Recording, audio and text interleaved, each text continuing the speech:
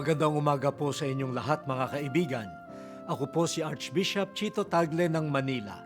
Tayo na pong magkape at pandasal. Pagdasalan po natin ngayong umaga, magpaangkin ka sa Diyos.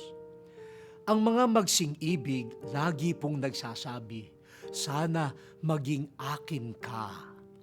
Kapag may asawa na at may nanliligaw pa, dapat sabihin, hindi na ako available, may umaangkin na sa akin. Mukhang lingwahe ng pag-ibig ang umangkin at magpaangkin. Subalit, hindi lamang po tao ang maaaring umangkin sa atin.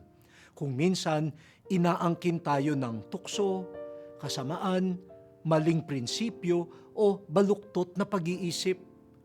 Pero bakit naman tayo pumapayag na angkinin ng nakasisira sa atin?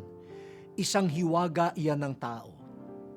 Sa araw na ito, pag sumikapan nating magpaangkin sa Diyos, gusto niya tayong mapalapit sa Kanya. Ibig niyang sabihin sa atin, ikaw ay akin.